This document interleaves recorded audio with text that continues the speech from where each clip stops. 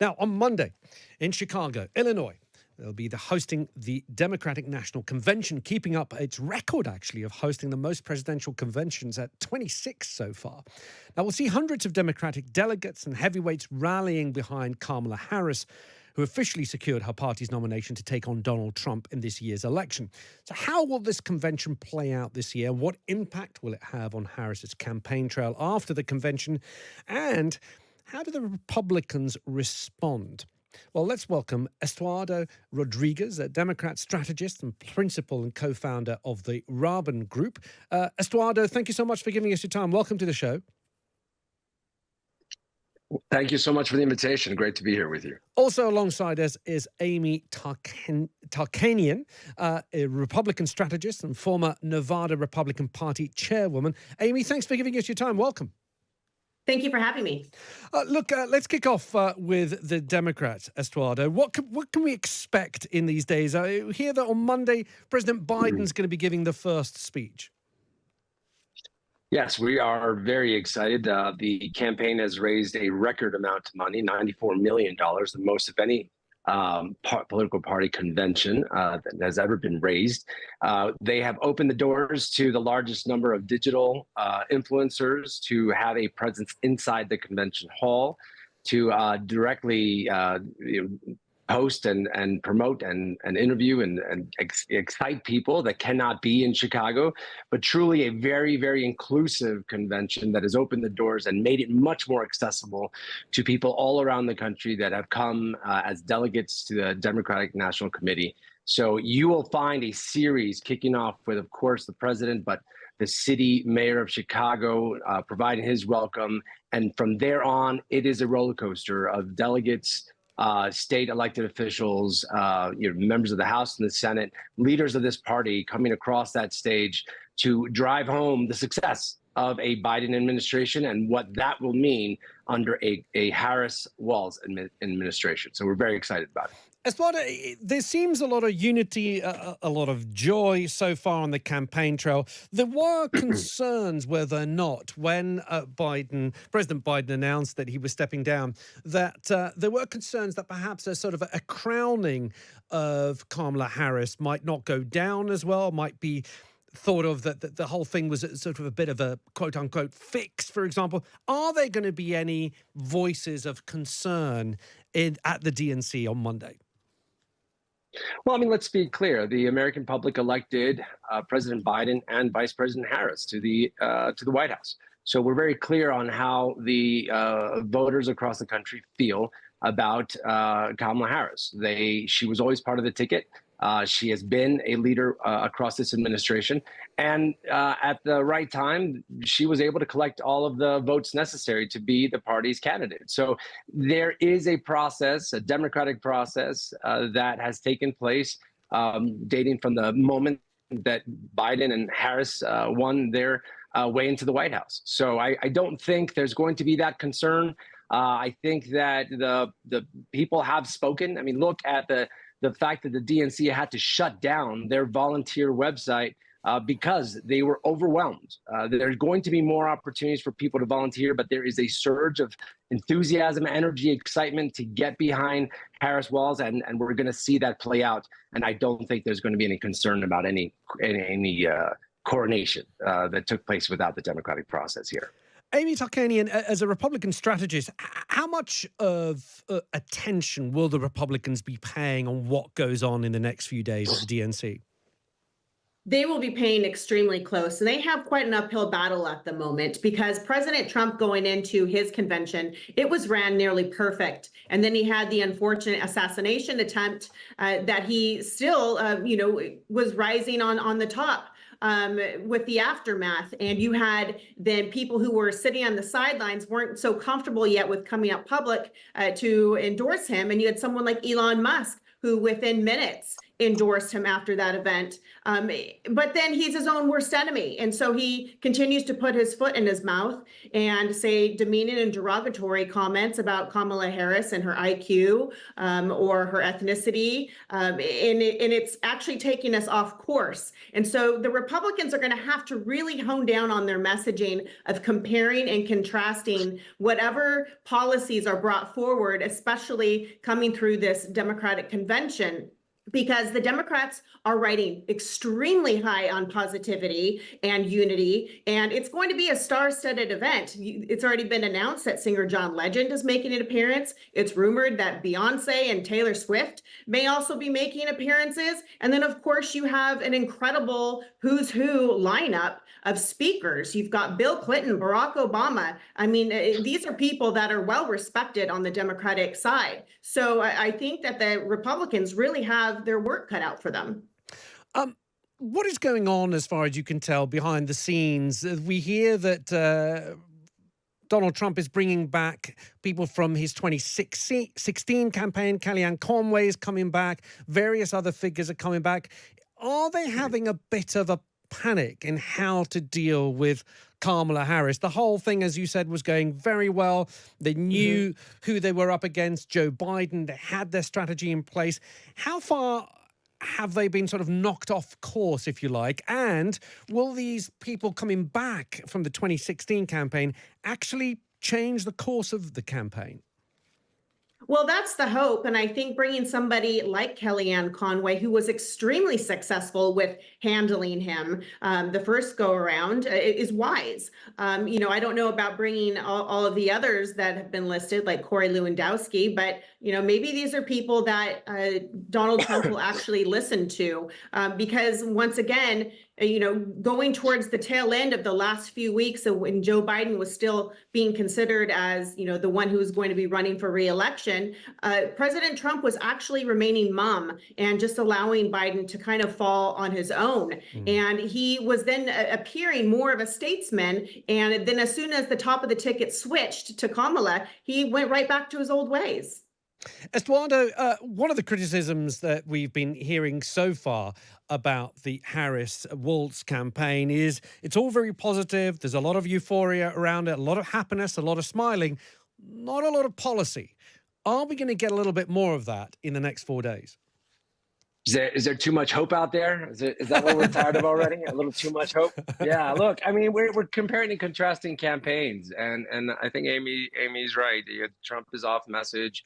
He's very focused on the negativity, very focused on insults, not a lot of policy coming from the Trump campaign. But you're right. The Harris-Walz ticket had to turn around very quickly. Keep in mind, the Biden administration obviously had a team focused on policy for a very long time, had a lot of runway.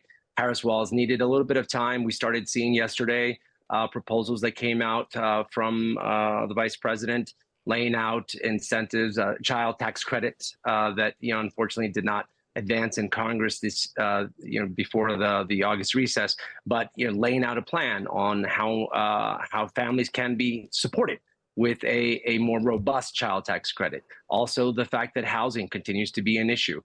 This week was when she started to roll out these proposals for the American people to understand what they're going to do to build on the success of the Biden administration so far. We have a strong economy. Yes, there had been some issues and concerns around inflation, but we also see that is now getting under control. So Harris-Walz has laid out some recommendations just yesterday, and proposals yesterday, so that we can continue to build off of that and ensure that all families are able to take care of their children's health care, education needs, and more importantly, housing. So yes, we'll start to see much more of that.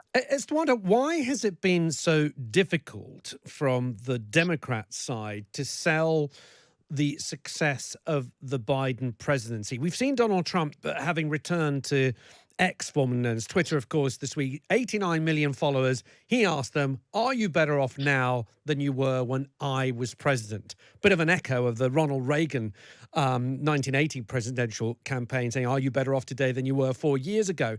But for Donald Trump to be able to ask that question, why is he so certain that if the Democrats are confident that Biden's been a success economically, job creation, everything, why is he so confident that he can ask and rely on people to say, well, actually, I don't feel better off, and that's why I want a change of party?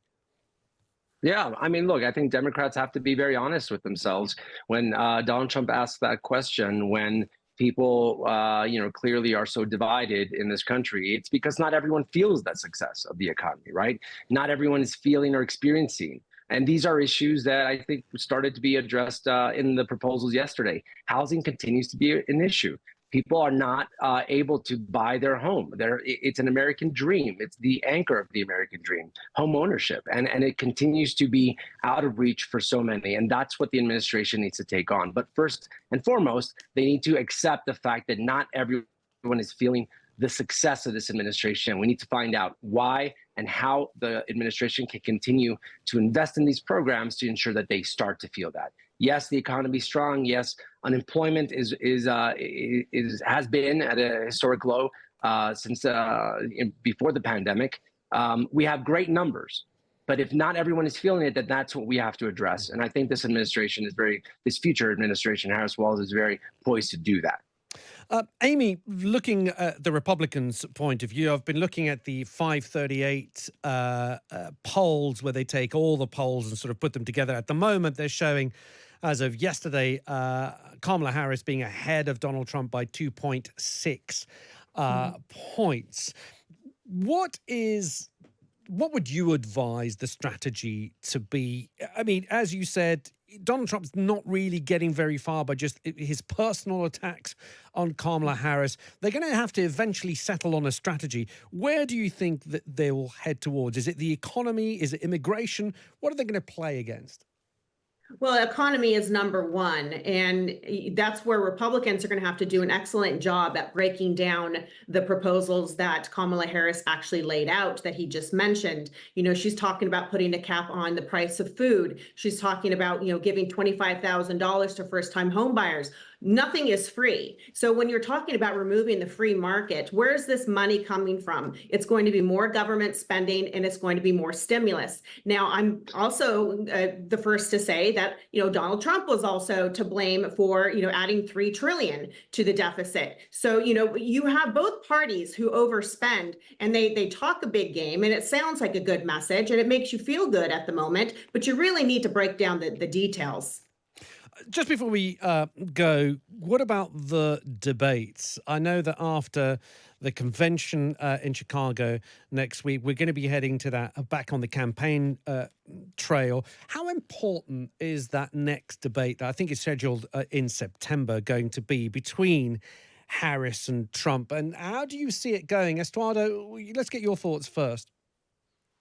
Yeah, I think you can credit Donald Trump for completely destroying the traditional role that a debate plays here, right? We have seen when Biden was getting ready to debate Donald Trump that they changed all the rules, right? And this, I think, is something you cannot put the genie back in the bottle. So I do think that the debate will be a very clear contrast as Donald Trump made a big deal about debating the old man Biden, and you saw that contrast. Now Donald Trump is the old man. You're going to see a very energetic, very quick, very smart Vice President Harris going against Donald Trump, who, as of late, appears to be doing some rambling himself. So I think it'll play a part. I don't think it's going to be the decision maker for a lot of people. This debate will truly be entertaining, but I don't think it's going to be the decision maker. I think it's going to be this opportunity to see both candidates side by side. But the real decision that people need to make will be based on the policies and what they're going to be doing, hitting every important state, every key market around the country where voters need to be engaged. And that's going to be one-on-one. But truly, it's going to be something to see. Amy, will it be a risky debate from Trump's point of view? Well, it depends if he can actually, not attack her on her looks, her ethnicity, her, question of IQ, and if she's actually a legitimate person to be running for the presidency. I mean, these are all things that come from his side, and it doesn't help us. It doesn't help our party. So if he can stick to comparing and contrasting of the policy issues, then I think we're going to have a really nice debate to listen to, and something that maybe if someone's not quite sure on which way they're leaning, will actually, answer some questions and help them in their decision making. Now, I would agree, this probably wouldn't move the needle very much, but with Biden's terrible appearance at his debate, that was the nail in his coffin. So I think you're going to have a lot of people tune in and make this more like the Super Bowl of politics. God, the Super Bowl of politics. There we go. Let's leave it there. Thank you so much, both of you. Amy Tarkanian, Republican strategist and former Nevada Republican Party chairwoman, and Estuardo Rodriguez, Democrat strategist and principal and co-founder of the Raben Group.